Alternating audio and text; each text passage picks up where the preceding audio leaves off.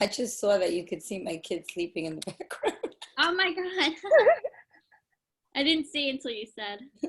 Yeah, me too.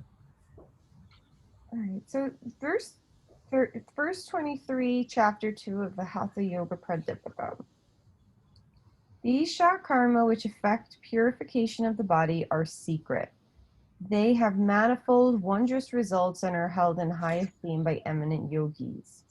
The shock karma are very powerful practices that can never be learned from books or taught by inexperienced people. In India, there is a tradition that only those who are instructed by the guru can teach others. One may think he has the capacity to teach, but actually he may not have adequate experience or knowledge to guide others proficiently, and this applies to shock karma in particular. If unqualified people teach them, they are likely to make serious mistakes. Also, one can make mistakes if one practices them independently without the instructions of a guru. The shock karma are said to be secret practices, as one must be personally instructed to do them and taught how to perform them and how often, according to individual need. For this, a qualified and experienced teacher is essential. Those who sincerely want to learn the shock karma will have to find a guru of hatha yoga, and they will have to search well because few teachers are expert in shock karma. Of course, as it has been said in a previous shloka, one should not divulge one's personal sadhana, they should keep it secret. The shock karma specifically increase the vital capacity of the practitioner. They were never designed for therapy alone, but to create harmony in the body and mind, and to prepare one for further practices. As they bring about smooth and perfect functioning of the bodily systems, it is inevitable that through the practice the mind will become free from turbulence and disturbances, and thus be better able to concentrate and move towards dhyana or meditation. The effects of shock karma can be summed up in one word: purification. When the different systems of the body have been purified, the overall result is that the energy can flow through the body freely.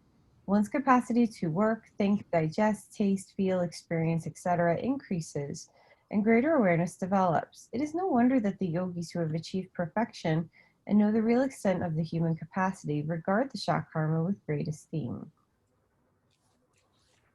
The next is Dauti. A strip of wet cloth 4 angulas wide, i.e. 7 to 8 centimeters, and 15 hand spans, 1.5 meters, in length is slowly swallowed and then taken out as instructed by the guru. This is known as Dauti.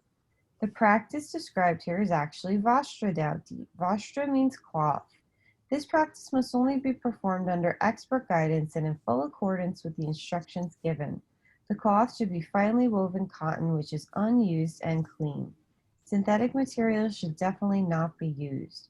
The cloth must also be trimmed neatly so no loose threads spray on the sides. It should be no wider than the tongue, where it will fold as it passes down the throat. It should be at least 1 meter in length and no more than 1.5 meters. Technique: Vastra Dauti, cloth cleansing. Wash and rinse the cloth well, then boil it in water. Keep the cloth in a container of warm water while you are practicing. Assume a squatting position with heels flat on the ground and the buttocks off the ground, or resting on a brick or something about the same height. Relax the body. Keep the cloth spread and not folded as you utilize it. Spread one end over the tongue and start swallowing the cloth.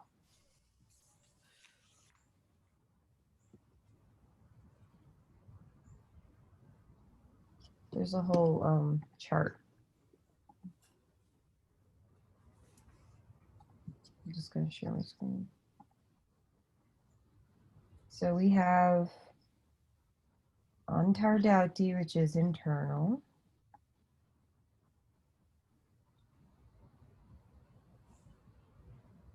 So you put it in your mouth and swallow it, and then you do Agnisara Kriya. And then we have Danta Dauti.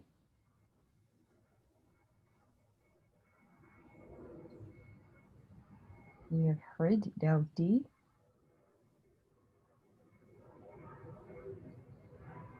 We have Basti, Neti. This is the list of all different shock karmas that we went through. Neti is you stick the teapot in your nose. Tritaka is you look at the light, at the ghee lamp, and you close your eyes and see the impression of a light. Nali is you move the belly. Kapalabhati is that quick pranayama.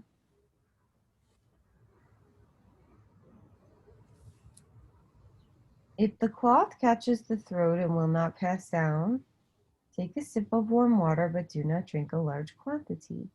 The stomach is to be filled with the cloth and not the water. The cloth may tend to stick in the lowest point of the throat, so keep swallowing the cloth and resist the urge to vomit. Once the cloth passes a little further down the esophagus, the problem will end. When 2/3 of the cloth have been swallowed, leave the remaining few inches hanging out of the mouth and stand up ready to practice Nauli. The cloth can be left in the stomach for 5 to 20 minutes, but no longer. Practice Dakshina right and Vama left Nauli.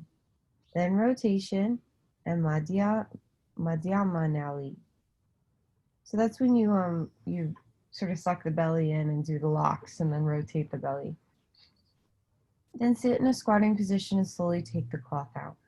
This is the practice of Dauti, which is given in Hatha Yoga Pradipika.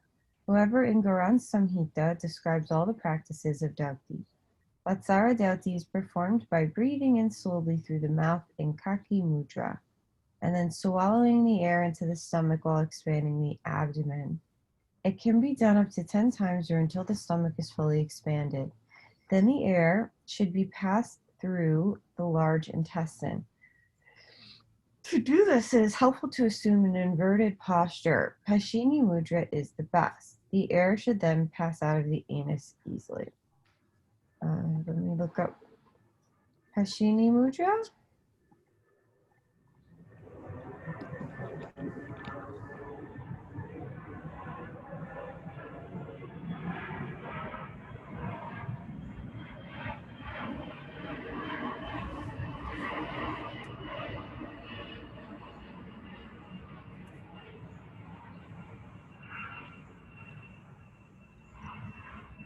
No noose seal. I'll share the other screen. So this pose, it's like a plow pose with your knees around your ears. Great for farting. Lots of people fart by accident in this posture. Go back to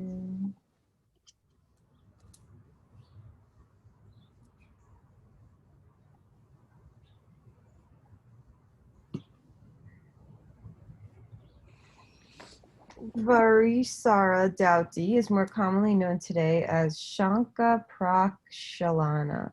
In this practice, you drink a total of 16 glasses of warm, salty water and evacuate it through the bowels. First, drink 2 glasses and perform a series of 5 specific asanas. Tadasana, which is mountain pose. Tiryaka Tadasana. Tadasana, which is stretching from side to side. So you clasp your hands and turn the palms over. You guys want to see a video? No? Okay. In this practice, then we do Kati Chakrasana.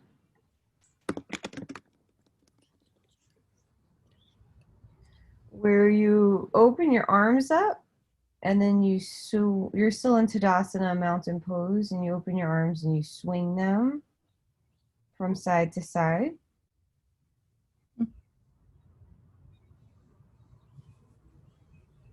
Okay.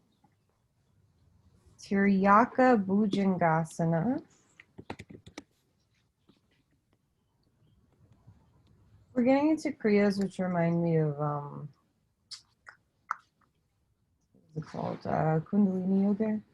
So Tiryaka Bhujangasana, you have you're in Cobra pose, your toes are rolled under, and you look from side to side. So they call it the twisting cobra. Kati Chakrasana.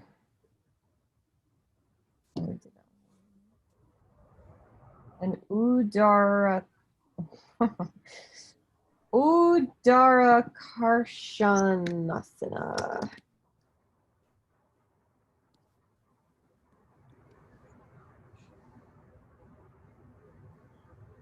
which is he went through this posture in the book a while back where you're kneeling down. Let me just, oops. So I'm going to show you a picture.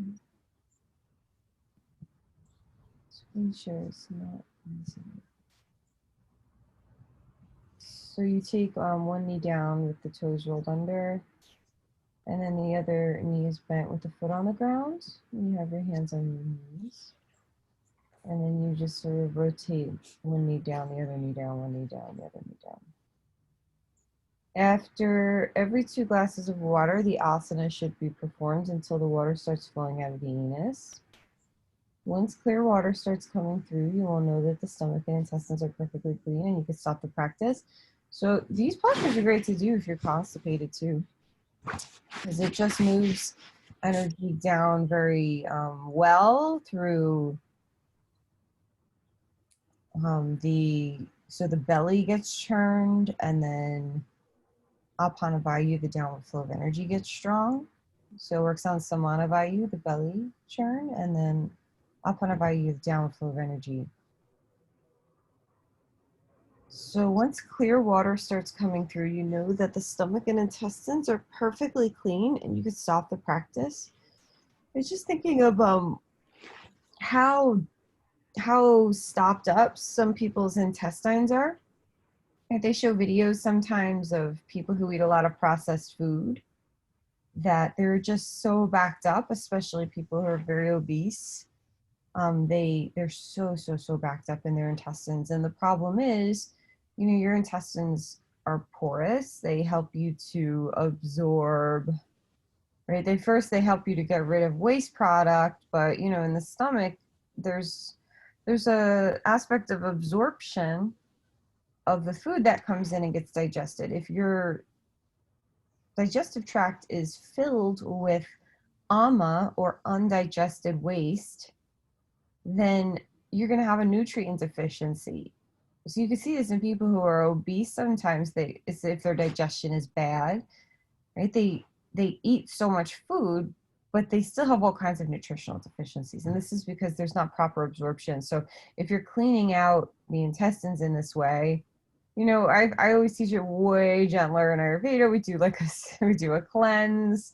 We drink some nice teas. I have medicated ghee you eat, and over a longer period of time, we clean everything out. But this is a very quick way of doing it, which, I mean, Americans love everything sort of instantaneous anyway. So that's a way of cleaning everything out. 45 minutes after completing the practice of Shanka Prakshalana, a saltless liquid mixture of cooked rice, mung dal, which are mung beans, and ghee has to be eaten until the stomach is completely full. There are dietary restrictions to observe for a week after this practice, and as it is a major operation, it must be done under expert guidance. Amit was actually talking about this when he was giving a lecture last week. He's my go-to for like knowledge on hatha yoga. He was saying that he had a client and he did all the Shakarma practices with her and advised her, and she lost like all the weight she wanted to lose in a couple of weeks. It was very, very quick and very, very effective. And she felt better than she ever had afterwards. There's a shorter technique called Lagu Shanka Prakshalana. Lagu means short. In this practice, only 6 glasses of warm saline water are to be taken. After every 2 glasses, the same series of asanas are to be performed as Puma, or full Shanka Prakshalana. In Hatha, Ratanavali mentions the use of jaggery water. Jaggery is like it's like a sugar. It's a sugar. Well, there are different forms of it, but it's a very sweet. So it's like if you take the juice of the cane and you cook it down and cook it down and cook it down and cook it down, and it gets drier, it turns into jaggery, which then they would like hit with a hammer to make it into a powder. So it's got really, really high iron because it's not refined sugar like white sugar. So it's actually really healthy and it gives you that sweet flavor. Especially in postpartum, we use this a lot in the diet, and it helps to replenish the blood loss because there's so much iron in it. So milk water instead of salt water. There are also various other herbs and juices which can be used, such as a few drops of lemon, onion, or garlic juice. So when I see Amit do it, he does it with lemon and honey in the water. Lagu Shanka Prakshalana could be done with carrot or celery juice too. Vanisara Dauti, also known as Agnisara Kriya. Just speaking one more time, the celery juice. Celery is actually an herb, people don't realize, and the salts in it are highly antiviral. So there's this whole craze with the medical medium. I don't know if you guys have ever heard of him, and he has this whole like celery juice cleanse, and people claim that it like reverses thyroid disease that's brought on by viruses. Like a lot of us have viruses in our system but aren't aware of it, like Epstein-Barr and things like that. We're carrying around a lot of viruses. So the celery has a way of sort of just destroying the proteins of the virus, I guess. And so it makes sense that they would do this with celery juice. This is the first time I'm hearing of it though, so it's an interesting connection there. Vanisara Dauti, also known as Agnisara Kriya, involves moving the fire, quote unquote, in the body. Vani and Agni mean fire. Sar is essence. The essence of fire is located in the navel region, so in our Manipura chakra. On a physical level, these practices involve conscious movement of the abdominal muscles and organs, and this creates internal heat. The practice is very useful as a preparation for Kapala Bhakti and Bhastrika Pranayama.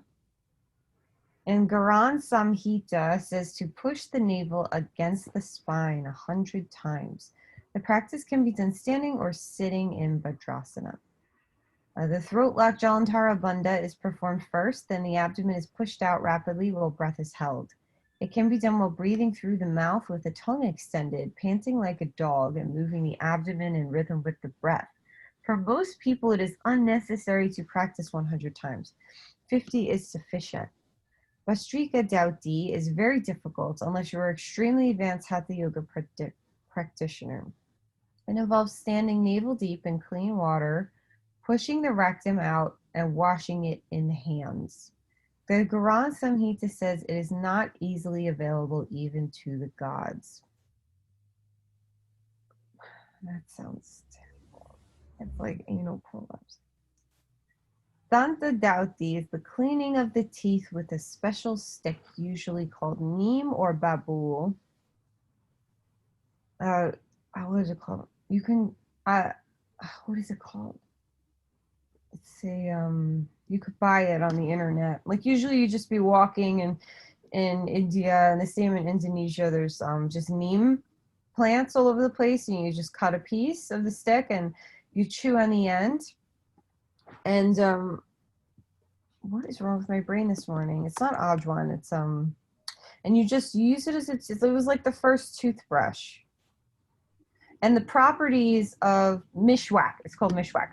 The properties of the stick are antimicrobial, antibacterial. So they've done studies of people who brush with mishwak, and they don't get cavities. It kills the bacteria that causes the cavities, so it's really healthy for you. A toothbrush and toothpaste or powder can be used in Ayurveda. We don't really use toothpaste. There's a tooth powder that's filled with herbs that are really healthy for your teeth. Danta Dauti includes Jiva Dauti, cleaning the tongue by rubbing it with the jointed first finger and thumb in a downward motion and then squeezing it. There are a lot of acupressure points in the tongue. Kama Dauti, cleaning the ears with the middle finger and nothing smaller. And we usually oil the ears. Kapalarandra Dauti, cleaning the upper back portion of the palate. Chakshu Dauti, bathing the eyes with tepid saline water or urine.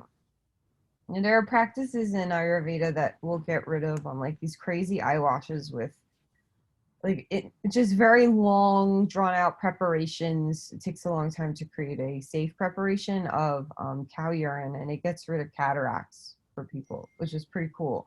But kind of like, they have a way of humanizing substances, which means making it safe for the human to use. So through like burying things in the ground and keeping it in the sun and heating it and mixing it with another herb and stuff like that, it creates like a different chemical component than what it was originally. You can also bathe the eyes with rose water. That's what I usually do because of my pitta constitution. Because I have a lot of fire, I'll every morning spray rose water into the eyes, and it's very cooling. Creates Dauti, according to the Garan Samhita, is threefold. One should perform it with a stick, by vomiting, and with a piece of cloth. The first practice is Danda Dauti, which has been mentioned in the commentary on verse 22.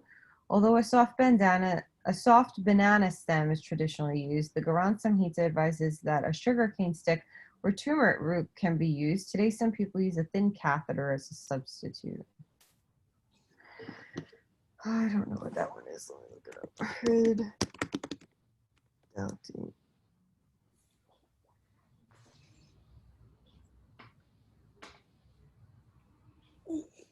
Yeah, I am not sure here. Oh, I guess it's instead of the cloth, you use the other things. Ugh. Vaman Dauti, or Viagra Kriya, is the second practice of Hrid Dauti. Vaman is to vomit, Viagra is tiger. Just as a tiger regurgitates its food a couple hours after eating, in this practice you vomit the food from the stomach 3 hours after a meal. If it is difficult, you can drink a glass or two of warm saline water and then tickle the back of the throat with the first 2 fingers to induce vomiting. Traditionally, after performing this practice, a sweet milk rice pudding should be eaten. Kunjal Kriya is almost identical to Viagra Kriya, except it is performed on an empty stomach. You drink 2 to 4 glasses of warm saline water and vomit it out. There are no dietary restrictions afterwards. The third practice of Hrid Dauti is Vashtra Dauti, which has already been described in full detail. Mula Shodhana is done by inserting the middle finger into the rectum and rotating it clockwise and anti-clockwise. Make sure the fingernails cut short, and if necessary, you can put some non-irritating oil on the finger to lubricate the anus. The Garan Samhita also recommends the use of turmeric root instead of the finger to start by sitting in Utkatasana. This is the full series of Dauti practices. There's no doubt that coughs, asthma, diseases of the spleen, leprosy, and 20 kinds of diseases caused by excess mucus are destroying the effects of Dauti karma. The combination of all the practices of Dauti cleans the entire digestive tract and respiratory tract. It removes excess and old bile, mucus, and toxins, and restores the natural balance of the body's chemical composition, thus alleviating ailments caused by such imbalances. The practices help remove infectious bacteria from the nose, mouth, eyes, ears, throat, stomach, intestines, and anus. The results are a reduction of excess fatty tissue and relief from flatulence, constipation, poor digestion, and loss of appetite. Dauti is even said to cure leprosy. Although this disease is not prevalent in many countries today, the point is that even such insidious diseases can be alleviated through this powerful practice. The equivalent of leprosy today could be considered as cancer. The Garan Samhita states that Dauti can cure abdominal ailments and fever. Of course, it is not advisable to practice Dauti during a fever or acute visceral infection. However, if it is practiced after recuperation, it will prevent recurrence of the problem. There are certain conditions in which Antar Dauti must not be practiced. These are stomach, intestinal ulcers, hernia, heart disease, and high blood pressure. Basti, yogic enema. Sitting in Utkatasana, navel deep in water, insert a tube into the anus and contract the anus. This cleansing with water is called Basti karma. Although there are 2 forms of Basti, Jala and Sthala, the only one mentioned is Shulka. We will describe both here. To perform Basti, you have to be adept in Udiyarambadda, which is the belly lock, and Nauli, which is the churning of the belly kriya. Jala Basti. Am I screen sharing? No. Screen sharing, but not the photo. Oh, okay.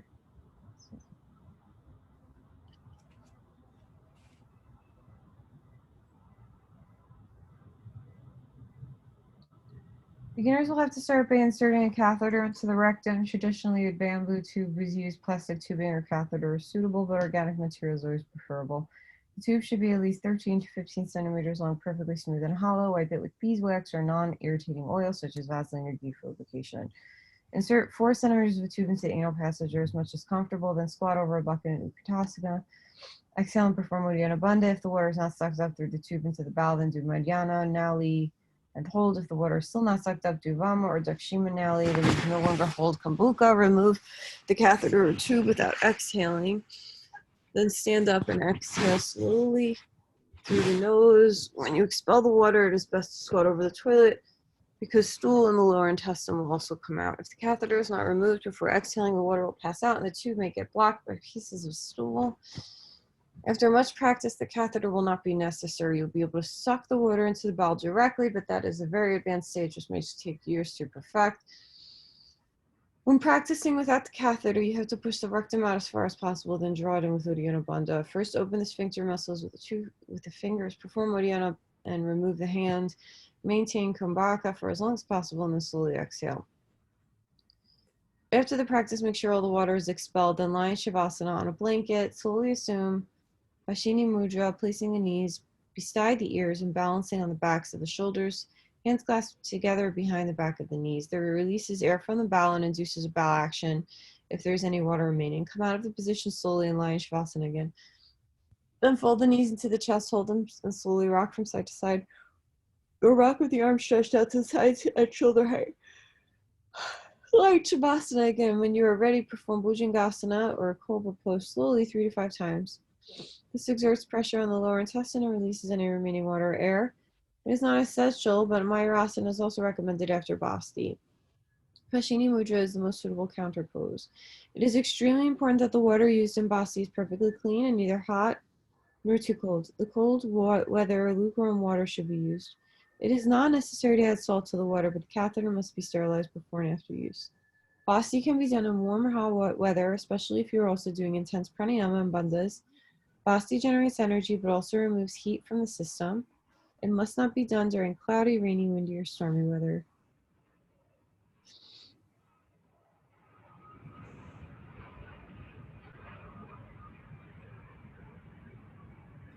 Sthala Basti is performed when lying on the back. Assume Viparita Karani Mudra, but position the back at a 60-degree angle to the floor. Then bring the knees down to the chest. Push the sphincter muscles out and so that the air is sucked into the bowel. This is not an easy practice and Jala Basti has to be performed first. Sthala Basti can also be practiced in Pashini Mudra or Paschimottanasana, performing Ashwini Mudra. In the beginning, Uddiyana may also be required. It's not easy to suck in air while Paschimottanasana, as there is pressure on the anus, so it's best to start in an inverted asana. The Hatha Ratanavali says that after practicing Basti, food should not be taken for 3 gatis, 72 minutes. All right, so that's that. I think I'll read one more and then we'll discuss. Enlargement of the glands and spleen and all diseases arising from excess mind. Bile and mucus are eliminated from the body through the practice of Basti. By practicing Jala Basti, the appetite increases, the body glows, excess doshas are destroyed, and the dhatu senses and mind are purified. Basti completely washes the bowel and removes excess bacteria, old stool, threadworms, and heat from the lower intestines. More importantly, it pushes Apana Vayu upward. When the Apana rises, it can be felt in the navel region as a great pressure on the stomach. Basti cures digestive disorders and is particularly useful for removing constipation, stimulating sluggish digestion, controlling nervous diarrhea, and strengthening the solar plexus. When the body is purified, the chemical constituents are in balanced proportion and the brain functions are simultaneously influenced and altered. When the body is pure and the mind becomes stable, emotional reactions to external stimuli are altered and you will respond in a more relaxed and controlled manner. Thus, Karma enable control over unruly senses. They make the Karmendriya, organs of action, keen, and Gyanendriya, the organs of knowledge, more perceptive and sensitive. So Karmendriya is reaching, touching, procreating, defecating, all those. And Gyanendriya is all your senses. So sight, hearing, feeling, and all those senses. The Shakarma not only purify the body elements or dhatu, they also influence the subtle body. According to yoga, human existence extends through 5 layers or sheaths, which are called the koshas. The physical body and its elements comprise the first layer, Annamaya kosha. Anna is food, and Maya means comprised of. The Shakarma directly influence this kosha and penetrate the next layer, Pranamaya kosha, as they allow the free flow of prana. The third layer, Manomaya kosha, the mental sheath, is indirectly affected through pranayama. Purification of these sheaths opens the fourth kosha, Vijnanamaya, or the sheath of intuition. However, the fifth kosha, Anandamaya, the sheath of bliss, is unaffected by any physical influence because it is a transcendental realm. These 5 sheaths are interlinked. Whatever happens in one affects the others. When Annamaya and Pranamaya are cleansed, there are no blockages between them and Manomaya. The mind, body, and energy can work in unison, and that removes the barrier to your wisdom, Vijnanamaya kosha. The first 4 koshas and the extension of are the extension of Anandamaya, the bliss body, which is closest to the essential self. When there are blockages between any of the koshas, communication and integration are hindered. Annamaya and Pranamaya are gross manifestations, while Manomaya and Vijnanamaya are subtle. Pranamaya is the link between the gross and the subtle, and Manomaya is the bridge to the higher mind. When you practice the Shakarma, you are establishing integration of your whole being, physically, emotionally, mentally, psychically, and cosmically.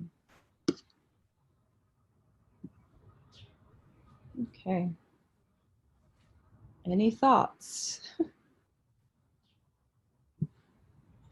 I can see why they say don't do this without a Yeah. very experienced practitioner present. You could really Oh, some serious damage if you misjudge or go too far, etc. So it's great advice that she keeps saying that yeah. in her translation. Yeah, absolutely. I just feel I don't know. I mean, to me, this feels so far away from me because it is. You know, I didn't grow up with anything like that. Yeah. I don't think mac and cheese is an approved food for, you know, but it's very interesting. It is. It's in Ayurveda they say that the way that the 7 tissues or dhatus are formed Yeah. is one builds upon the other, and it all starts with digestion. So if it makes sense that if you're doing such a deep cleanse that it removes all the bad bacteria and all the leftover junk in there, Yeah. that suddenly you get this glowing health, because then the nervous system is built better, the bones are built better, the muscles are built better, the reproductive organs are built better, the glands are fed better, so then your hormones are going to be more comfortable, more balanced. It makes sense. Mm-hmm. And there's a lot of people suffering from these imbalances in our culture. But yeah, I feel similarly that a lot of it is so far away. That's a very polite way of saying it too.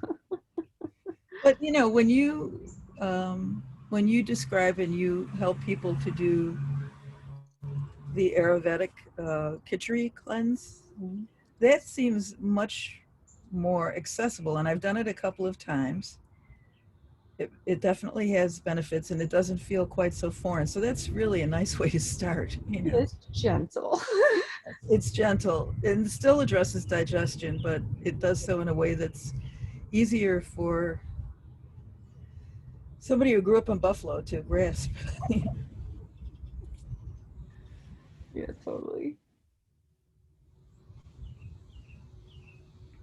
Did anyone else have any thoughts, impressions? No? Okay. All right. So yeah, I think the easiest thing to start with, and is always what my hatha yoga teacher advises, is to start with neti pot. You can spray rose water in your eyes in the morning.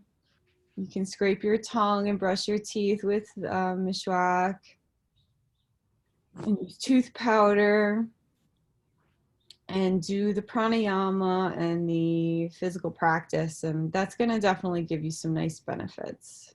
And just changing the diet, like Sue said, is like really simple ways that we can do this without sticking anything up our butt. All right, so let's move into pranayama. I will say though that tongue scraping thing was one of my favorite things I learned from your Ayurvedic workshop. I don't know why it took me this long in life to hear about that, because it makes a huge difference for me. Yeah, that's awesome, right? You could taste everything better. Oh my God, it's like huge difference. Yeah, it's great. Isabella scrapes her tongue. Aw, that's really cute. All right, so what to do today? Let's start with some alternate nostril breathing. Oh, hi, Megan. I see you just popped in. So we're going to do some pranayama. You can take your right hand and fold the peace fingers, the pointer in the middle, into the center of the palm. And then we're going to close off the right nostril with the thumb and the left nostril with the ring finger. So you can inhale through both nostrils and exhale through both nostrils. Close off the right nostril with the thumb, inhale through the left side. Closing off both, exhale through the right side. Inhale through the right side. Closing off both, exhale through the left side. Inhale through the left side. Closing off both, exhale through the right side. Inhale through the right side. Closing off both, exhale through the left side. Inhale through the left side. Closing off both, exhale through the right side. Inhale through the right side. Closing off both, exhale through the left side. Inhale through the left side. Closing off both, exhale through the right side. Inhale through the right side.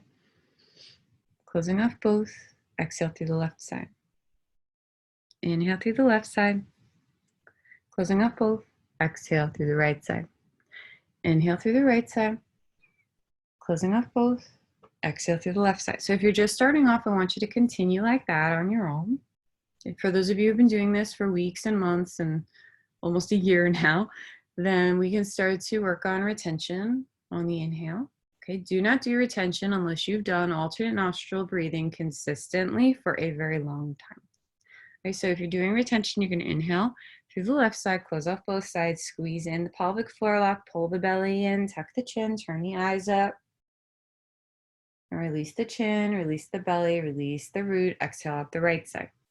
Inhale through the right side, close off both sides, squeeze in the pelvic floor, the belly, the chin, turn the eyes up. Release the chin, the belly, the root, exhale through the left side. So continue with your practices. We're going to go for about a minute here.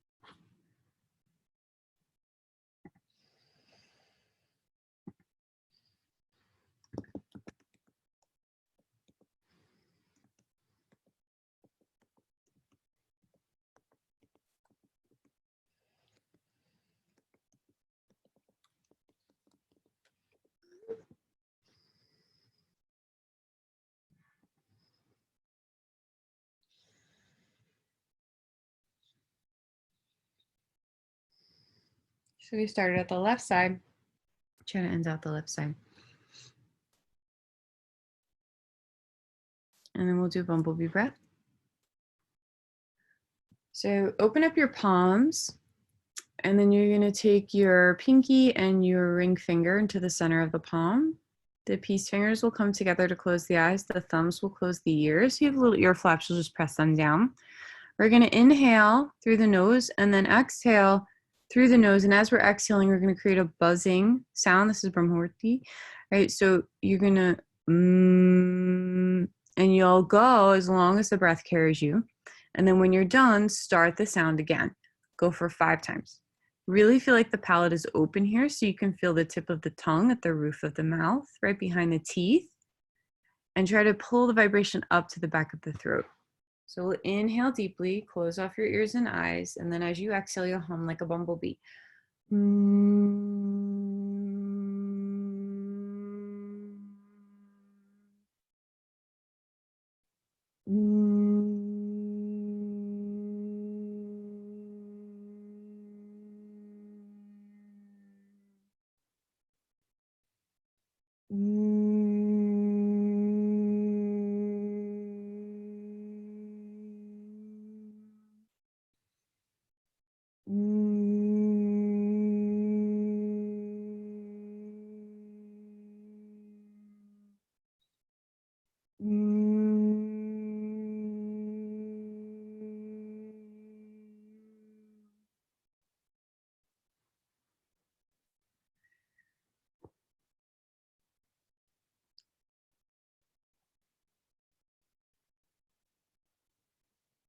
When you're done, place your hands on your knees. And we're going to do 2 more rounds. If you've never done this practice before and you're feeling dizzy, instead of going further, you're going to just breathe deeply in and out of the nose.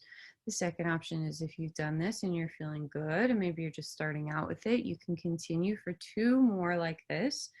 And the third option is you can, for my practitioners who've been going for a long time now, especially with alternate nostril breathing, then you can start to work in the locks. So you're going to lock the root lock by squeezing the pelvic floor up and in, and then you'll turn the eyes up towards the space between the eyebrows. So you'll lock the eye lock and the root lock, and then we'll do 2 more rounds of bumblebee breath.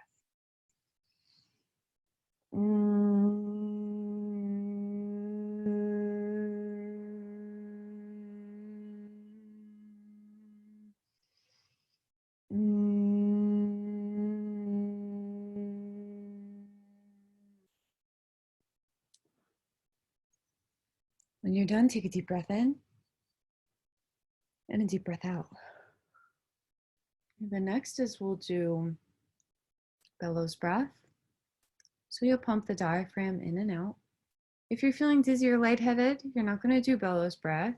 You're going to sit quietly and breathe as deeply as you can, inhaling for a 5 count and exhaling for a 5 count. If you're feeling good here, then we'll pump the belly out and in, out and in. If you've been doing this a long time, you could do the same where you lock the bottom and lock the top.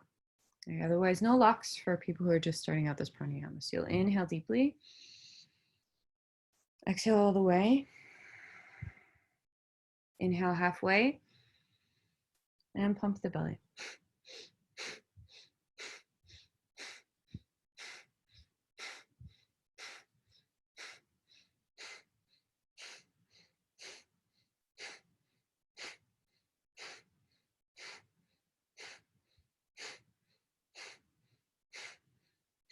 Inhale all the way. Retain the breath. Exhale all the way out. Again, if you're dizzy, you'll stop and breathe steadily with the hands on the knees. Otherwise, we'll go again. Inhale halfway. Pump the belly in and out.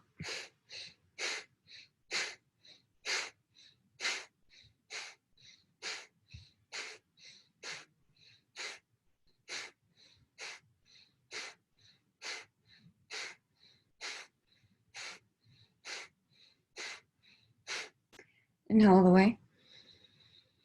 Retain the breath. Exhale all the way out. Inhale all the way. Exhale all the way.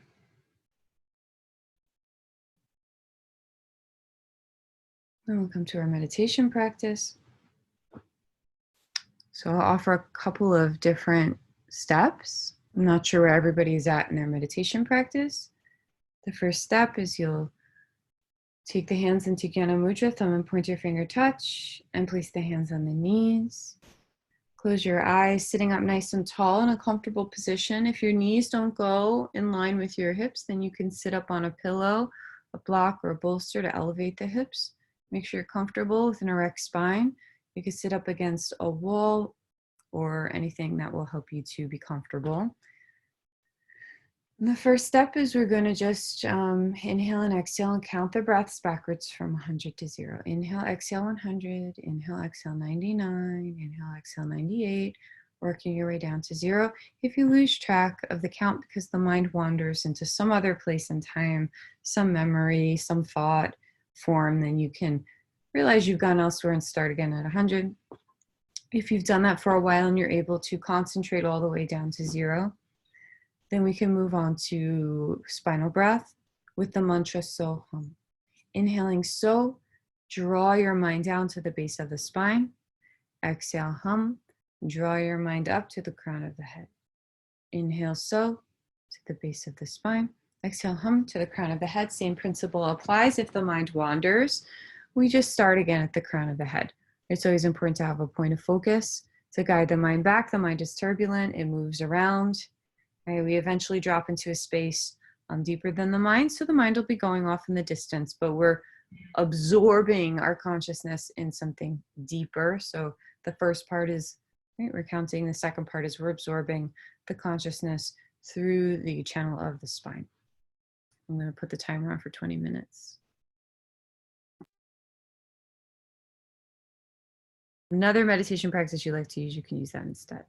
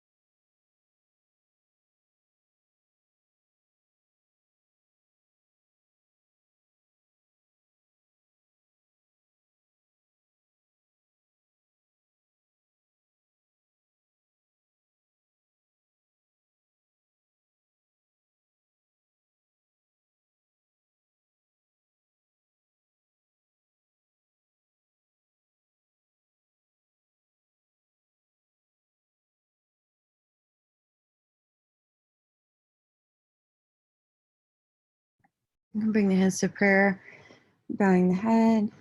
Namaste. Namaste. Thank you. Thank you, ladies. Have a great day. Thank you. You too. See you tomorrow.